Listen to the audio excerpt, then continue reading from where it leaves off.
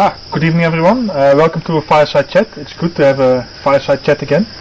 Not exactly sure we were thinking about when the last one was. It was definitely not last week, because we had lots of rain here, as most of you will know, and following that lots of problems.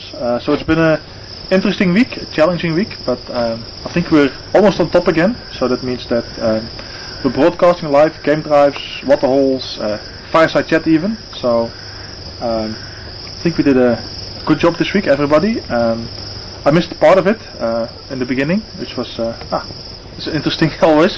But I think maybe Herman is a better place to say something about some of the challenges that we faced in the beginning. There's something maybe we never ever think about, is if you're completely without communication with the outside world, but you need to communicate. So, hello everyone. Yeah, it's been an interesting time the last couple of weeks, or last week specific. Yeah, we had some, as Peter said, we had no comms whatsoever. So what I had to do is to communicate with Graham. I had to drive out to the gate and then speak with him and then drive back. And in the beginning it was a lot of fun. I get to drive around in the Land Rover, which is never a bad thing. But after a while, after I think the 10th or the 11th time, yeah, you really wish you could speak to him while you were sitting in camp itself. But it's everything is sorted out again, and we're back on the air, and it's great to be live again. Yeah. So, but yeah, I can imagine how also frustrating that must have been for both for you and for Graham. Yeah, absolutely. It's very difficult to troubleshoot things when you can't see them. Yeah. But also, I think you must have learned a lot about. Yes, I have. Yeah, now I've got a better idea of what goes where and how the chain works.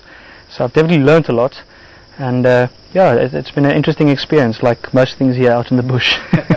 Yeah. So for those of you that maybe don't know exactly what happened, we had a couple of things actually on Friday last week. It started during the night when some rodents or rats or whatever they gnawed through our fiber optic cable, which lost us both the water hole cameras, which is something we've had before, at least that we've lost those, and we know how to deal with that. We got a splicing team in from Johannesburg, and they sort it out typically within 2 days or something with things. But then actually before they managed to do that, we had a huge well, I can't say we actually, it's because I wasn't here, but there was a huge thunderstorm here, and actually there was a direct lightning strike on the mast at Yuri's house, our main communication, and it knocked out everything.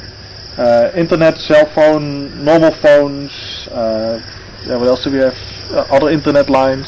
Everything was down, and not just down, but broken and fried and things like that. So it took quite a while to find the problems and to then sort them out, and to get people in from outside to come help us and things like that. But fortunately by Tuesday morning, everything was tip-top again, so we could start streaming. The only thing that's still left is our internet connection, which is still down. I'll come back to that a little bit later, how that works. But yeah, and also tells you, if you you had some interesting things to make bits about. And yeah, definitely.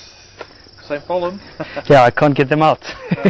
Yeah, there's a bits in the pipeline, or actually already made, and unfortunately we can't get it out yet because of the internet being down. But just to get back to the thunderstorm, it was the biggest thunderstorm I've seen in my entire life. I was sitting on my porch and just checking. Basically, every time the lightning struck, it looked like light. I could see everything around me. I could see everything in camp, everything in the garden. So it was truly a magnificent a thunderstorm. And unfortunately, it ended up that we couldn't communicate and couldn't go live for a while.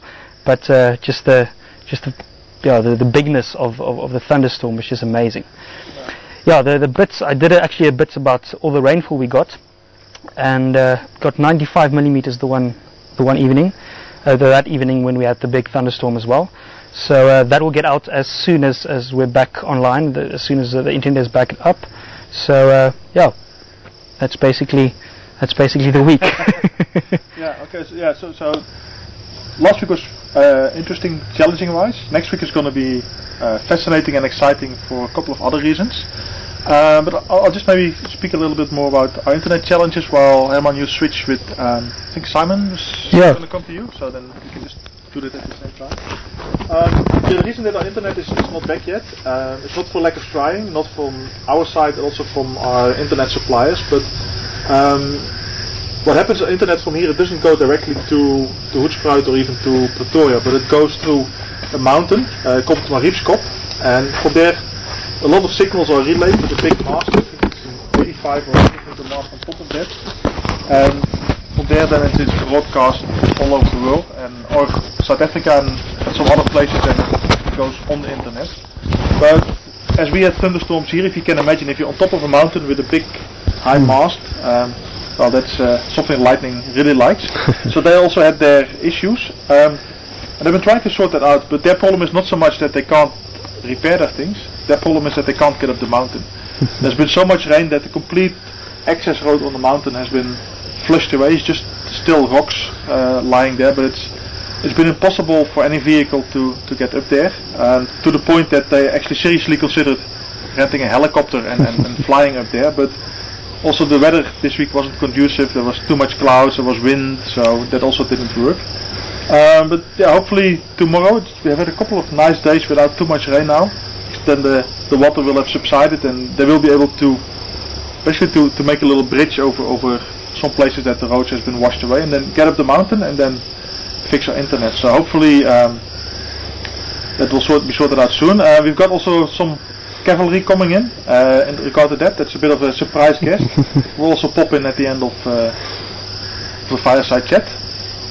So hopefully maybe tomorrow we will be back online as well, so we can chat with you and answer all your questions. In the meantime, Simon, welcome around the fire as well. Yeah, thank you, and hello everybody. Yeah, it's, as for everybody, it's been an interesting thing. But maybe before we get into quite an interesting experience you had on the drive with Rex. What is your memory of the big thunderstorm? Yeah, that was interesting. I remember on the Friday, I think it was, that we were out, Rex and I went out for the drive, and I remember, forget what road we were on, but all of a sudden, just in front of us was just all the dark clouds and all that, and behind us was still the sunshine.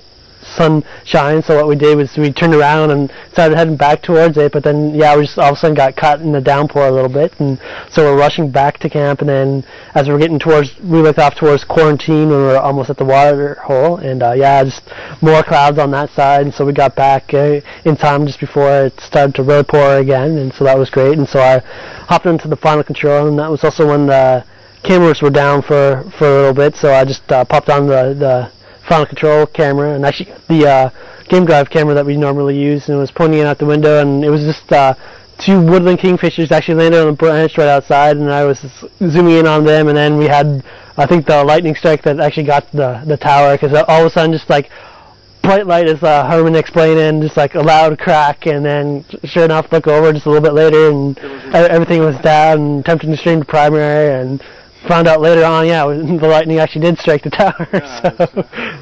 It must have been quite loud as well. Yeah, it was. You have the lightning that close, then you get. It was just really loud, and I don't know if it actually aired or not, because it was just all of a sudden loud, and I even said like, wow, that was loud, and that was close, and then was also looking out the window, then happened to catch out of the corner of my eye attempting to stream to primary on our computer. So that was it. So I don't know if everybody heard it or not, but